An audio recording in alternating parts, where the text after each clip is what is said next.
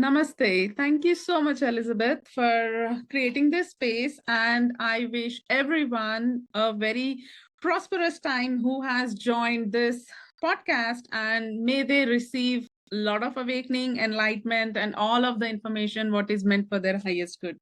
So I'm very excited for today's topic as we are going to start from the year 2025, which is known as the year of snake. Also in India, we believe the Nagas, right? The serpents. In every culture, if we see the Chinese, they have the dragon, right? Again, it's a form of a snake. In India, we have different forms of snake. Again, the Nag and Nagini. In a way, not, let's say, in this generation are 500 years ago or maybe 1,000 years ago, there are people who have witnessed their presence. There are people who have seen them changing shapes, energies. But after I'm not sure how many people are aware of Ramayana, the huge war which went between the gods. If you look into the Ramayana, in that concept, it has very clearly mentioned about the Nagas. They are again like us, human beings, but very much evolved, very divinely connected, very spiritually. They were holding a lot of cosmic energy. They still exist on this planet Earth, but not everyone has to hold this vision. Many people might have come across this kind of, I wouldn't put it in shapeshifter personality, but as an example, as a reference to the people who are in West, to bring them an understanding of what we are talking. Yes, I can say that, they can change, they can show their presence to the people whom they choose to show. It is not something you and I. Yes, you would want to say something? Is what we call reptilian? Yes, of course. Again, reptilians look like snake, right?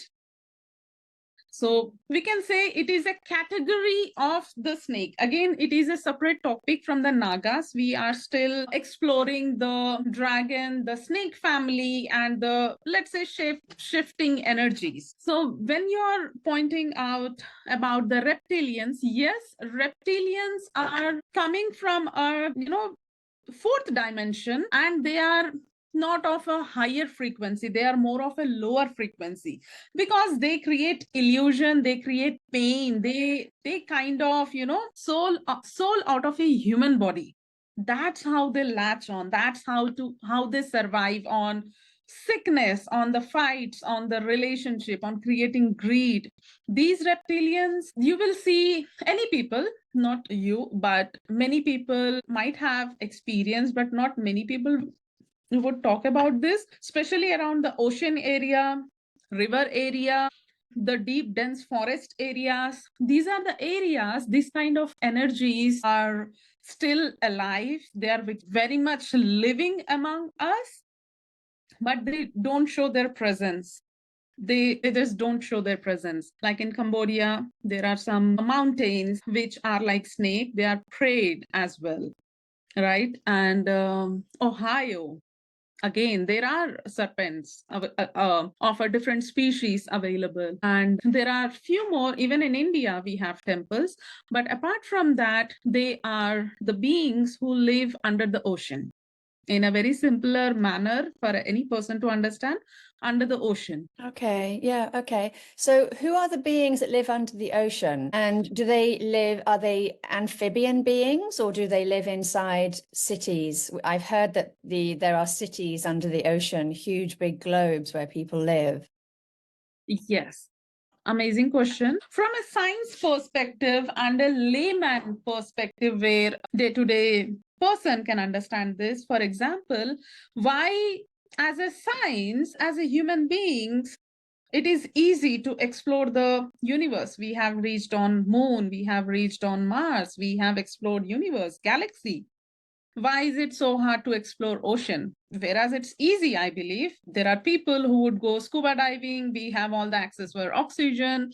We are pretty much very well equipped and developed. Yet no one dares to, explore the underwater world. Now in underwater world, it is not only limited to the serpents or the family of serpent. There are mermaids. In West term, we can say mermaids. In Indian term, we will say pari. We will say the beings who are living under the ocean. Now, Abraham Lincoln. Yes, there is a book, I believe, which I read. It was very interesting. He was traveling to US via ship, and he has witnessed, he was not talking about in that chapter not the dolphins, not the whales, but he did witness some beings, and he clearly stated, why is it so hard to travel under the water? Why not, just explore on the above upper layer? So he has witnessed the mermaid around the Pacific oceans. There are people, but I don't think so everyone is comfortable talking about this. Like Chinese, they don't talk about the dragons or the snakes. Tibetans, they don't talk about the Nepalis and Tibetans, they don't talk about the snake. Whereas the Tibetan language is very well known as the Nag language. Even now, when you visit Nepal, the language what they talk is Nag language. It is meant again the snake language of snake. If you see any hospital symbol, medical symbol, any pharmaceutical symbol, there are two snakes coiled, right? Again, we are talking about the snake. Snake doesn't have to represent the poison. Snake has the ability and capability to heal and cure as well. For the heart disease, let's say in science, a very zero, mini minute percentage of venom is taken out of the snake to cure the heart symptom, some sort of a blockage. It is cured via that. And also at the same time, if we see in a very yogic term, kundalini awakening, again, it's a snake. Why everything has to be around snake, and what does it mean to think of 2025 as a year of serpent? Is it something, are they walking back on the earth that we are going to witness them again? Or is it something, there is some sort of evolution going to happen? Are we as a humans, we are going to witness? What do you think about this? Yeah, I don't know. I mean, the first thing that comes into my head is, these snakes, reptilians, because of course they come up in every single culture around the world. And I Yes. researched this for my book. It's literally in every single culture. And the different cultures say that they were physical beings, they were physical beings that were part of the world, our world.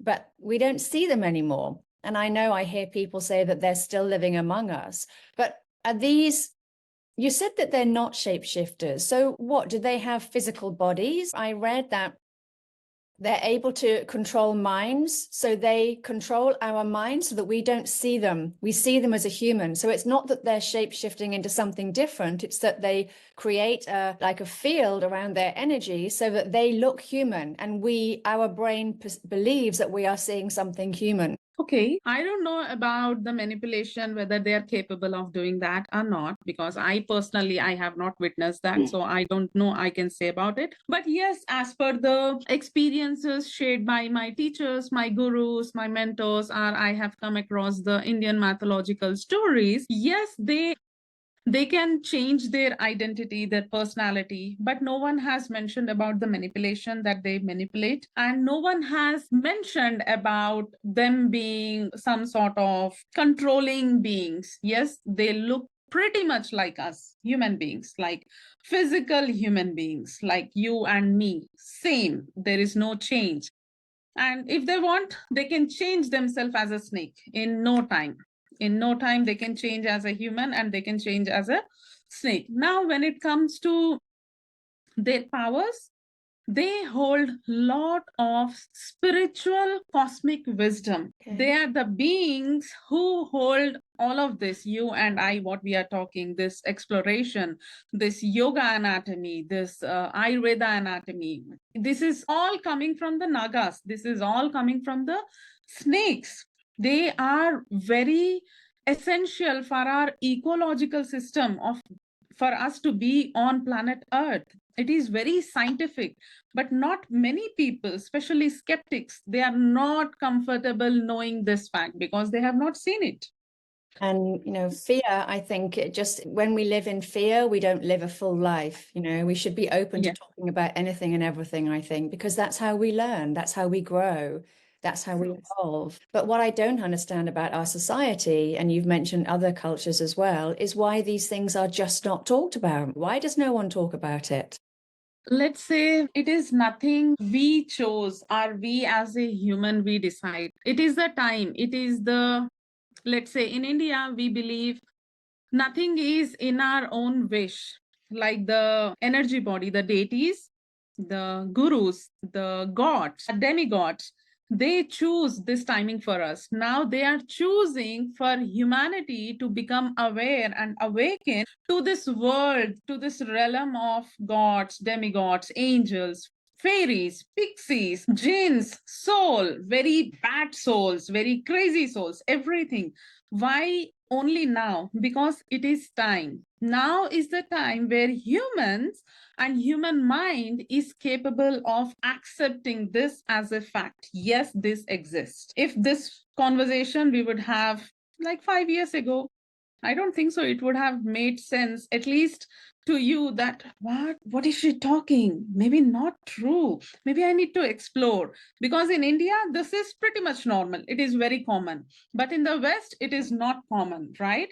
You would explore, you would make your facts right, you would like do your research and do the work. But as per the Indian culture, it is all the divine timing. It is all okay. Gods are wanting people to know more about them. This is the God's wish, not you and I. It is their wish. We are just acting upon it. Okay, but then who are gods? And why does this all feel like, it's like we're in some mad Hollywood movie? Yeah. So gods like Shiva, the creator, he is the supreme power, the supreme energy. The deities are nothing but, for the West, it is very easy to understand, is the supreme power, the cosmic power, the one who runs the universe, the planet Earth, right? Now, when we talk about the supreme power, we all are made up of this God energy within us, as above, so below. Likewise, our souls have lot of information. It is filled and loaded with lot of information. But when our soul chooses to be on this planet Earth, there is a veil which is put on the cosmic wisdom so that we explore, we go through all of this lifetime's, let's say, findings. I wouldn't want to refer as a challenge, but the findings, the curiosity. The moment a person surrenders to the acceptance of, yes, I'm here to experience, to share and create experience, that is the time that veil is lifted and a person is fully immersed in this human body, creating and sharing the cosmic experiences on this planet Earth, which even they are capable of leaving the wisdom, like creating the books, music, artists, even the artists, they move on, they passed on, but their work is still here, people talking about them. So that is the kind of creation happens when a soul is completely in sync and in alignment with the cosmic energy, with the supreme energy. So then this was always prophesied to happen or destined to happen. And the elites or the people in our world who are controlling the media, etc., they have been trying to suppress or stop this from happening so that they can carry on using humans as a way to make money, as a controlled species, to keep them dumbed down, if you like. But this was always going to happen. And they have just been trying to pretend it's not going to happen. No, I wouldn't say that there was any pretending energy. But in the Western world, certainly, you can see that these sort of what we call elite families, or people call them parasites, they have been controlling the media and suppressing information for at least 120 years. And, and so I ask myself, why is that? What is this suppression about? Maybe you don't have it in India. I wouldn't put it in that way then entirely. Not judging, just my point of view. What I personally feel is, let's say, when we talk about the politicians, people in the film industry, people in the, let's say, millionaires, billionaires, trillionaires, okay? The money, the currency, the lot of name, fame, success, do you think it comes with a baggage, or is it something they inherit? What do you think? I think that the elites inherit. I think that the celebrities are used by the elites to present some sort of a reality. They want to keep people stuck in a reality which serves them. Yes, And exactly. allows them to make more money, allows humans or us to sort of just stay in struggle, shitty lives. You know, we're born, we die, we never understand our divine self, we never understand our connection to the invisible realms. And I think that they very much do not want us to understand this, because then they'll lose their financial source, and maybe even their food source and energy source, if we think about whether or not maybe there are some regressive entities in there as well. Yes, that's very true. Now, it is not only limited to to have money. It is not only, I wouldn't put it in that way. It is above and beyond than that because money is just an exchange. When it comes to having elite possessions, people possess. Why do you think people want to possess like Kohinoor diamonds, the ancient heritage, historic, what do you say? The ancient artifacts. That is elite, that is luxury, that is the energy. Money is not the energy. Money is a frequency which anyone is making to live their life, just to survive. But what these people, again, coming to the point where you have mentioned that maybe there are people who are working with the lower vibrations, lower frequencies. We can put it in jinn way, refer it to the jinns, we can refer it to the paris, again the water beings, we can refer it to the serpents as well, reptiles as well, because these are the frequency. Yes, initially they can give them, they can make your wish come true, they can fulfill any wishes any human being desire, but after a period of time they are also capable of taking life out of that family. Many families, elite families, we have seen tremendous of tragedies. We have heard news of accidents, not being able to conceive. If they are conceiving, then the babies are not being able to born normally. So nowadays they are choosing surrogacy, and no one knows what happens. Is it a surrogacy? Is it a test tube baby? It's all a big propaganda which is happening right in front of the eyes, yet we are so comfortable in our zone that we find ourselves helpless.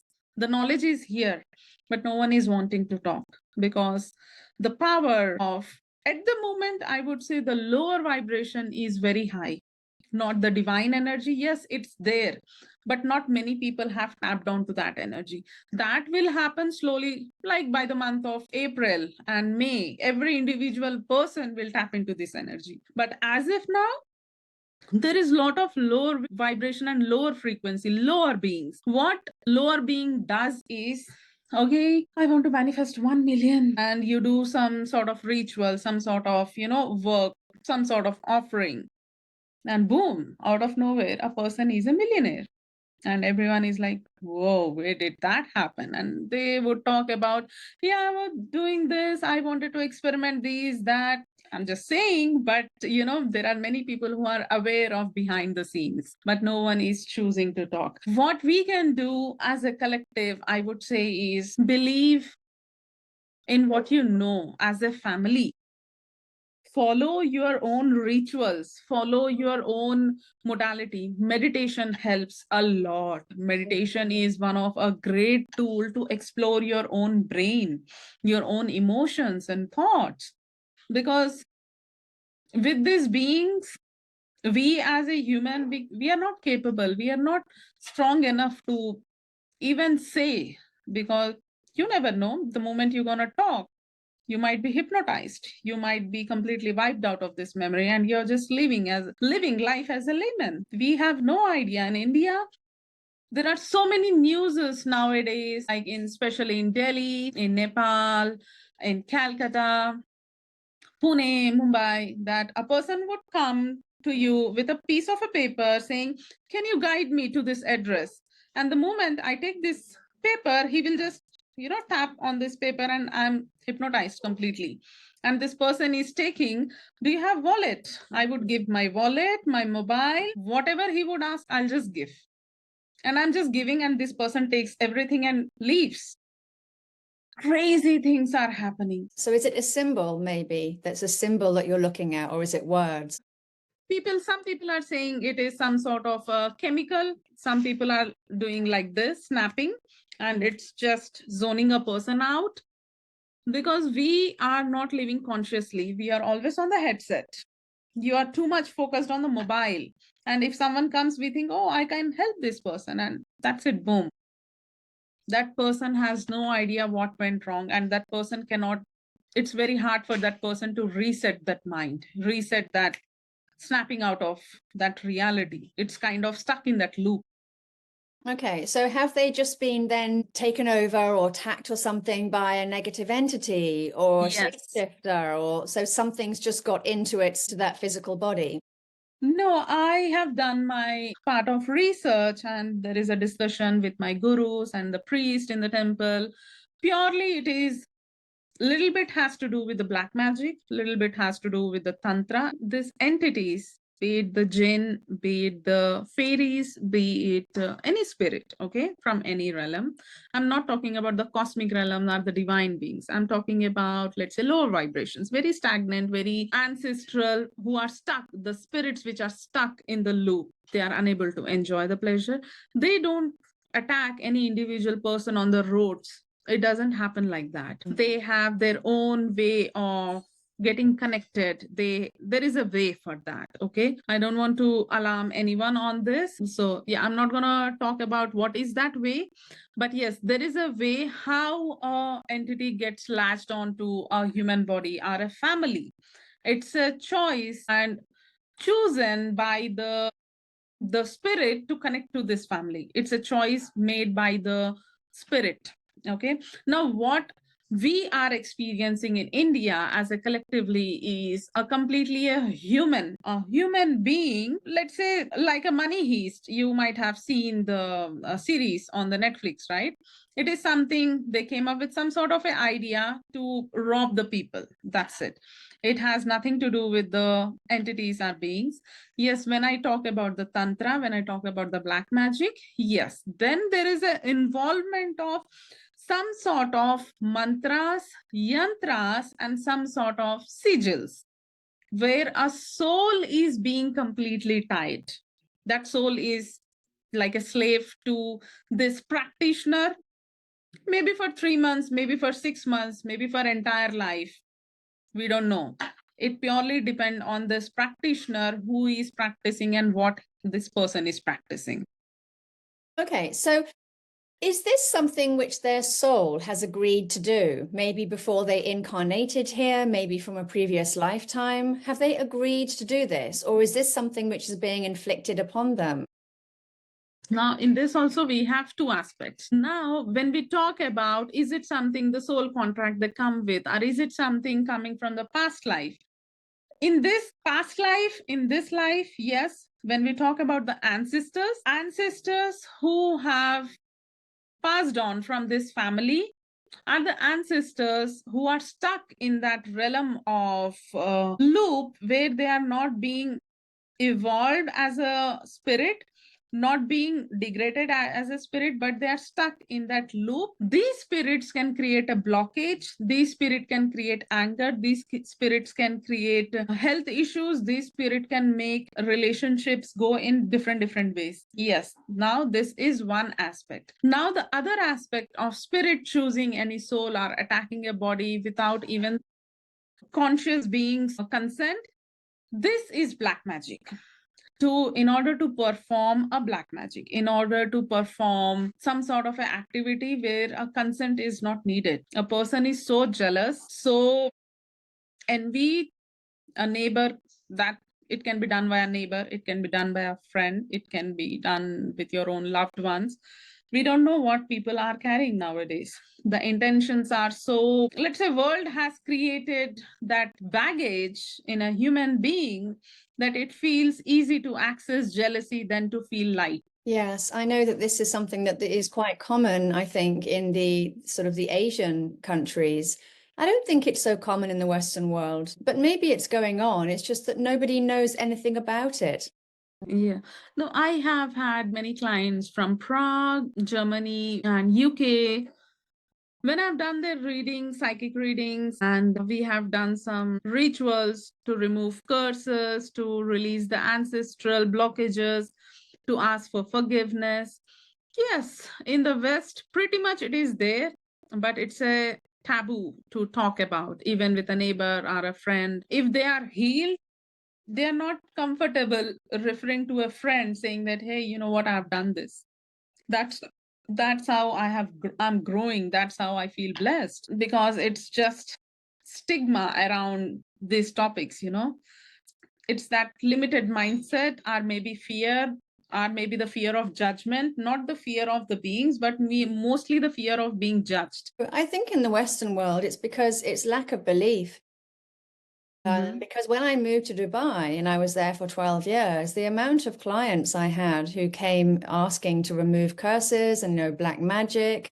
And at the beginning, I was sitting there thinking, oh my God, you're crazy. There's no black magic. But by the end of it, and I've now left Dubai, by the end of it, I was convinced there definitely is black magic. And, it seems to be very, very common within the Middle East, within Asia. And, I was shocked that we do not have access to this sort of information. People can go through their whole life without realizing that there's interference going on. Yeah, in Dubai, Iraq, Morocco, Asia, and there is another place. I don't know. I am unable to remember. Black magic is real, and I've seen people have done crazy things, like crazy things, because many people come to my guru in Calcutta, even from the West, from the Dubai, from Iran, Morocco, Iraq, and they have seen some, which I don't think so I can put it in words, but now it's like I am connected to that vision where what people have captured in their mobiles and the stories. It's heartbreaking. It's, now my heart all of a sudden started to do this. Okay. Yeah, and that's what I found interesting about your lineage, the Durga lineage. So your lineage actually has been maybe assigned, or it's part of your contract or agreement or whatever, to help and work with these sorts of things, these sorts of areas of people. Is that correct? Yes, I wouldn't put it in a way or form of contract. It is the Devi's wish. It is the Durga's wish. Via me, she's communicating, she's serving to the people, anyone and everyone who is choosing to heal, to set their soul free. Basically, what I have witnessed over the 13 years of my experience in Dharamshala, I've met people from all over the world. South African, Nigerians, Mississippi. There is this, even that Ethiopia. I have met people from there as well, Africans, many Mexicans. I have a shaman, black shaman. My soul is a black shaman. Shamans used to come here from Mexico. The last time I've seen was 2016, 2015. And from then, now it is all crazy. They are not traveling, or maybe they have stopped coming to this place. But when I met them, it was a liberation to my soul. Though I was carrying a lot of information, gifts, lineage, and legacy, it was like a responsibility. Still, I could feel that void, that something is missing, like a puzzle. when I was just walking, and this group of 3 men and one woman, they came and they started talking. Hey, you belong to our tribe. And I never did ayahuasca. I never had any kind of drug in my body. Water, sweets, desserts, yes, but no drugs, no alcohol. When they have shared that experience, I felt like there was this hunger of knowing what, who, how do I fulfill, like there was this missing puzzle, something fitted. My hunger was complete. And then they taught me breathing techniques. Those shamanic techniques I also have included with the some of the techniques, mudras, some of the breath work what I do. And what I have experienced is something, I think it's I I don't know how to put it in words. And people who have come to experience this healing modality, even they go speechless, like wow, like they feel the instant shift, they feel the transformation. There are people who would puke after the healing, there are people who would have diarrhea after the healing, there are people who would go urine continuously, they are thirsty, they want to sleep.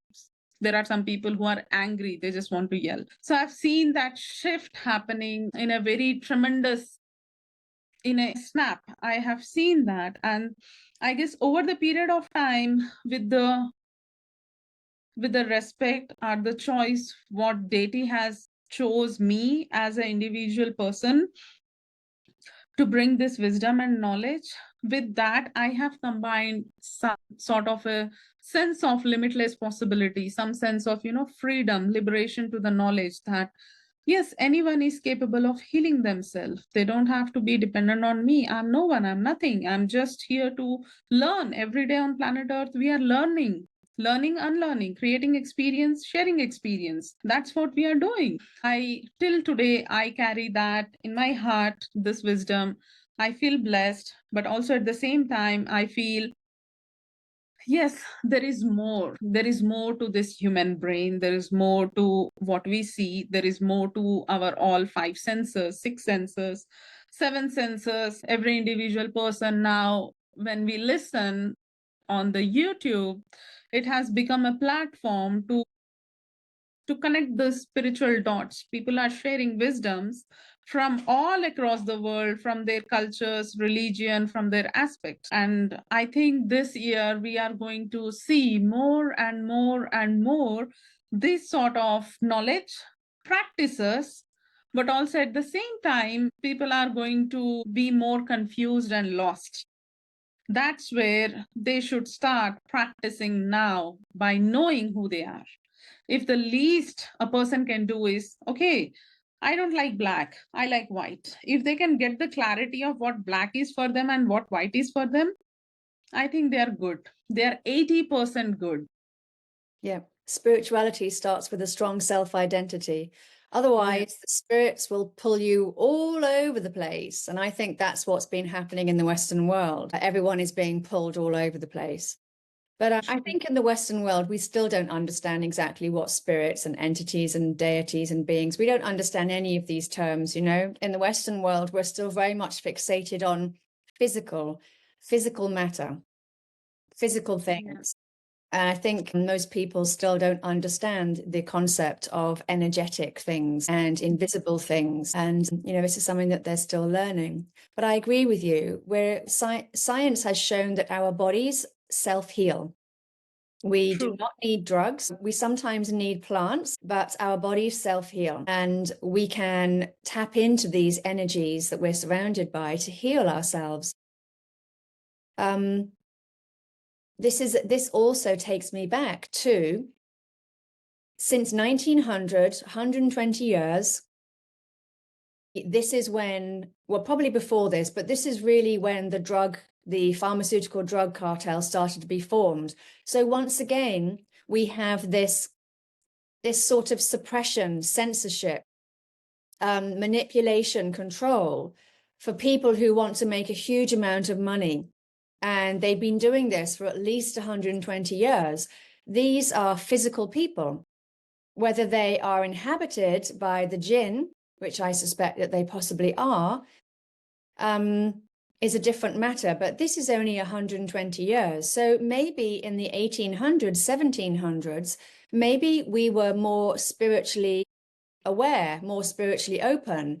And it's having TV and internet and phones and everything, which has taken us away from this spiritual connection. And to a certain extent, brought us into another way of looking at spirituality. So now we're looking at spirituality through the movies, through the films, through the UFO disclosure. In my opinion, it's all the same thing, but it's just this constant manipulation. Every single time we're trying to wake up, it's a constant manipulation of, right, let's pull those people out and we'll put them into UFOs. We'll pull those people out and we'll put them into Hollywood movies. It's this constant distraction, stopping people from waking up to their true self, their inner world, the energetic world, the invisible world. But it's energy. It's energy. Yeah. I don't know if you have any thoughts on this. Yes, thank you so much for bringing this to this conversation. Adding my perspective to this, when you have mentioned we as a spiritual, like in the 1700s or 1800s, we were a very spiritually evolved beings. Yes, for example, now what every human being is practicing and looking for, how can I bring my light body in this physical body? Because this body right now, not my body, but in general, any human body is a anxiety and anxious body. They are not connected with their light body. They are not connected with their higher self.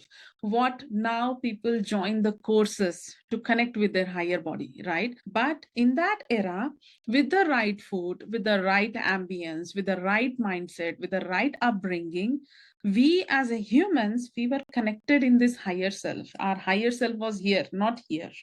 Not here. It was here, living and breathing in this physical body. Now, this, what every individual person is experiencing is anxiety body. They need to take a moment to breathe, to catch, to allow that oxygen to flow in this brain. They find themselves stuck. I also at the same time feel when this medicine has came, English medicine, the science, evolution was good, but I feel around that time itself, human beings have gone through some kind of a mind program. It has programmed in such a way. I'm not sure whether it is the 100% entity. Let's say people who were working, the group of people who were working, maybe they were influenced by this entity, but they have created very stagnant, very bad. The programming is so bad to a point that not everyone is willing to deprogram and have that faith and not see, not listen what is there and just walk in or maybe explore. Not everyone is not ready. Not many people are ready. Now, yes, maybe from last year to this year with the spirituality, with ancestor, with the constellation, with astrology, numerology, all these divination tools have opened the door here, energetical door to deprogram the mind. I feel somewhere they are still dwelling into this realms of, what is true? Am I hallucinating, Is this maybe why we're being pushed into a crazy, crazy world? Is it to wake people up? Because I Yes. feel that there is a great awakening going on, but I can't quite define what that great awakening is or where it comes from. Is it being done by humans? Is it being done by entities? Is it just the divine plan? Is it just destined to happen now? I get the feeling that it's destined to happen now. It's going to happen. There's nothing anyone can do to stop it, but there are still people in our world who are trying to stop it because I think they've just been making too much money from us. They've been having too much power. And maybe they're being driven by the jinn, negative entities as well. Maybe they're being inhabited by them. Yes. As long as the humanity has existed on this planet Earth, even the gods, the demigods, the angels, the fairies, even they have existed. They have always been living among us. And When it comes to now, it is the divine timing, like you said. I totally agree. And I'm not sure how much I would agree, or I think of it is the jinns work who are driving everything crazy. Let's say it is a collective work of all the stagnant beings, the lower vibration. Jinn is just a small, simple fragment of that area. But divine beings, this, like I said, the deities, the supreme power has chosen to show themselves now. So that is what is happening. That is what we are experiencing. Or else, okay, if deities were meant to be, they would be limited till India. Why deities are reaching in the West as well, in the Europe? Many people are now even more following like Ganesha, Durga, Hanuman. They are, I think, more capable of holding this knowledge than me, maybe. I can say that, because they are so much into the research of, because they have tasted the power of this divine energy. And once you have that taste, you would want to be connected to this light. You would always want to be connected in this conscious of, protected realm, where you're not scared, a person is not scared. There is no filter to the conversation. They are just being, they are just experiencing. There is so much of light energy. Okay, so then it's being driven by the benevolence. Yes. Yeah. Definitely. And maybe it's being driven by the benevolent to raise the density of the planet, and therefore all the lower vibrations, energies, entities, beings, they're all being driven out, or they're disappearing and staying where they are, maybe, if we are ascending. Yes, if we are ascending, I wouldn't say that they are disappearing yet. Well, it's multidimensional. I think they're staying in their realms and we're moving into a different realm, I feel like planet Earth and the multiverse is one huge, great big dandelion, We're all in little worlds, all in little realms, and everything exists. All the dimensions exist in this world, but we can't see them all. They're not all physical to us. Yes, that is why this energy of I'm sorry, I'm dyslexic.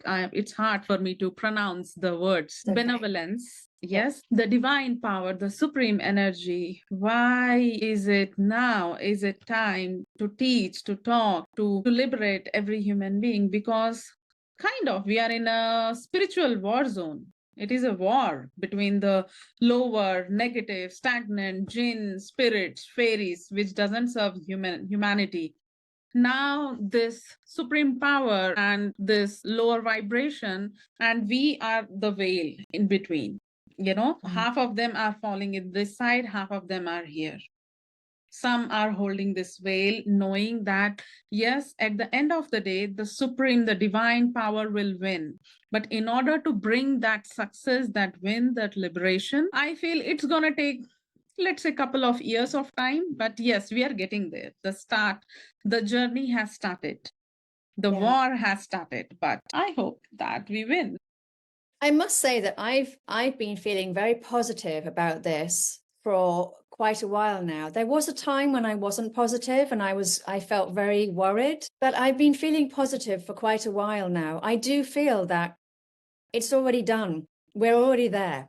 We're already, in 5D, 6D, 7D, whatever it is we want to call these things.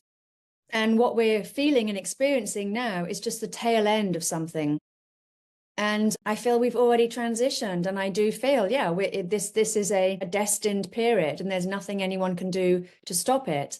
But of course, these low vibrational energies, beings, whatever, they do not want to lose their grip on humanity. So they're hanging on like parasites, I think. And that's why all they can do is keep causing chaos, because there's nothing else they can do. Yes. End of the day, everything is going to be fine. That's the reason I did mention that we need to connect more with the meditation practice. We need to connect with more of our light body. Because the information, what we are downloading from the materialistic, from the human intelligence is not going to serve us. What going to serve us is this knowing that this exists, and I believe in this knowing. I believe in this supreme being, that I am surrounded and protected, and with time, everything will unfold in humanity's favor. In order to feel that vibration, we need to connect with, our senses. We need to activate our intuition of what is right, what is wrong, what to believe, what not to believe. It's true. I found it interesting that you put fairies in the same category as jinn. So in our Western world, we've always been taught that fairies are, wonderful, high vibrational beings. I'm sure it's a mixture. I'm sure it's a mixture of low vibrational, high vibrational. But what is your take on fairies? Fairies are tricky.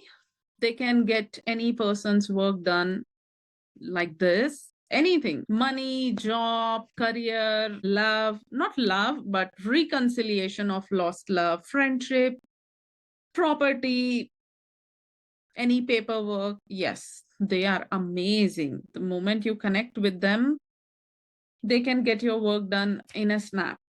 But also at the same time, there are fairies. For example, water fairies. They are like witchy in a very toxic way, which is a very good way. It's a very amazing word and energy if someone who is practicing very clearly, not triggering anyone. But some water fairies, some fairies are very manipulative, very tricky. In order to fulfill any person's wish, they can take a lot, and they are more interested to have a sexual relationship, not, let's say, cosmic or energetic relationship, but more of a physical relation. They want to enjoy the pleasure. Are they physical beings then, fairies? No, they are energetic beings. But let's say in some cases, a person who experience sleep paralysis, they might be under attack of not only fairies. There are some kind of paranormal activity, sometimes jinn. They also love to have this physical pleasure with a human body, and some, let's say, some stagnant spirits which are stuck in this loop. They don't want to do it, but they are stuck. Okay. Because I've read in lots of ancient texts where they talk about gods shape-shifting into a human and having sexual relations with someone, and then that started off a lineage. One, I would like to add a little correction to the Indian god coming in a human body to enjoy the pleasure. It is wrong. That is not right. I don't think it's to enjoy the pleasure. I think it's to create a new bloodline. No. They can reincarnate. They can choose. They will choose a person, a womb. They will choose a womb, with which womb a divine being, a yogi, a rishi, a guru is going to come on the planet Earth. But no, not other way around. No, it is not like that. Yes, they reincarnate. There is the whole process to this, but not in a very manipulative way. No, it is a very divine cosmic power. A family, especially people who are born in Calcutta, the Buddhist, like His Holiness, the Dalai Lama, he's the 14th reincarnation of Avalokiteshvara, right? The Buddha. Now there is another Dalai Lama, the 15th. He's still missing, but he's still there. Something like that, which again, the Buddhist concept has come from the Hindu culture itself, right? Something similar happens in Hindu culture. Now the gods are the rishis, the sages who would want to reincarnate until and unless there is a need, until and unless that they know that humanity is going to suffer, they are not going to reincarnate. If there is a suffering, they will come with the reincarnation to bring knowledge, to bring that movement, that revolution and evolution. Again, coming back to that point, this is the time where we might, as a humans, experience the nagas, the snakes, the serpents, because this is the year of snake. And we're going to hear a lot about dragons, snakes, a lot in the news in the upcoming time. Already, like today itself, I think I have seen they have found a snake in Gujarat, and it is one of the biggest and the huge snake ever anyone has witnessed. They have received the skin, the bones, like that whole structure of it. They found out of nowhere. It could be the ear, it could be the divine, it could be the Nagas choosing themselves to show their presence to the humanity. Because now even they are wanting to be here. Without them, really nothing is possible. If you see Shiva, Shiva has a snake in the neck. If you see Ganesha, he is wearing the snake as a belt. If you see Durga, Kali, anyone, they have snake on the arms and as an anklet. Snakes are very essential to the spiritual energy, to the cosmic energy. They carry a lot of occult wisdom, all the tantric wisdom. They know inside out. Yes, I have heard researchers in the Western world talk about the reason for using the symbol of the snake and the dragon so much is because it represents spiritual energy, and it's representing energy rather than the physical thing, the physical snake, the physical dragon. It's trying to show that this is a spiritual energy that we can tap into. What are your thoughts on that? Yes, I agree with you on this because snakes, dragon, like I said, in yoga, we say Kundalini, right? In chakras, the coiled energy is again a representation of snake. So, somewhere, all of these myths are coming to a fact, I believe. All these stories are coming to a witnessing that as a human, we are going to witness, wow, yes, this exists. Now this year I have a feeling many people will experience this great awakening of kundalini in their body.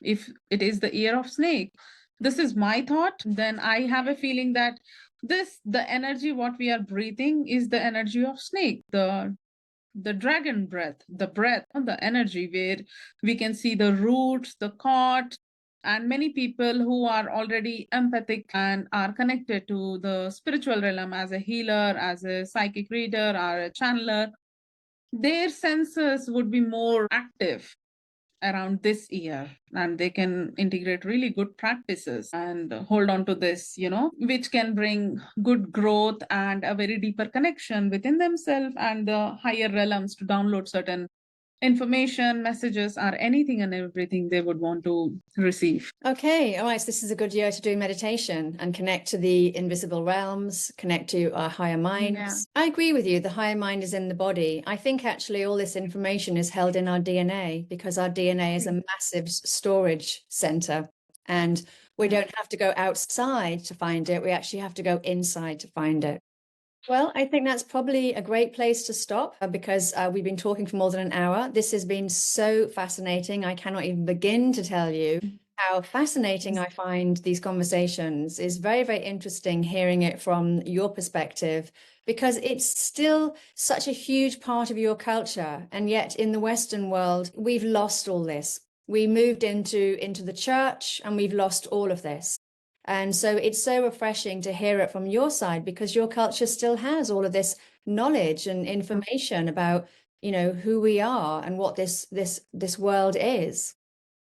Yeah, true. Thank you. And I feel, blessed and grateful that I am connected to my roots, and via me and via you, I'm a bridge to you. And hopefully, we are bringing some liberation, some light to anyone who chooses to listen to this podcast. And, I think I'll be happy to acknowledge if anyone has questions, they can drop email and we can, we'll be happy to talk about those topics and experiences as well for the collective being, and they can use their own discrimination to connect with any messages we are sharing here. Yeah, that's great. And I'm sure that they'll put questions in the comments for you.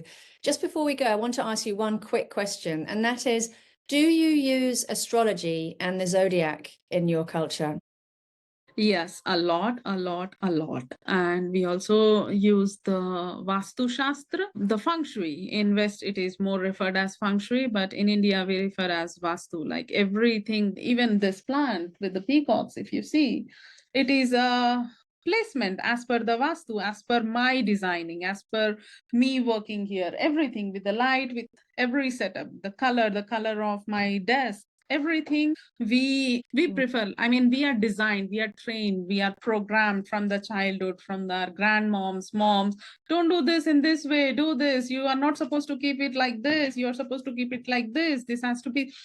Yes, initially it would feel like, but now when I see that people are teaching, people are curious to learn about this, I think I feel grateful to be able to born in such a culture where, from the childhood, we are being loved and pushed to hold on to this ancient wisdom, not to follow the Western. But yes, in India, somewhere we are also more inclined towards the Western culture, not the Indian culture anymore. I guess after this 24 and 25 changes which are going to come, this will be the shift and the shaking energy even to the India, where everyone will go back to the roots, connect to the ancient scriptures, Veds, Shastra, connecting to their own lineage, connecting to their own God. That's so beautiful. Thank you so, so, so much. I really appreciate your time. And Thank you. This is amazing information for people. And you've answered so many of my questions. It's been amazing. Thank you. I really appreciate it.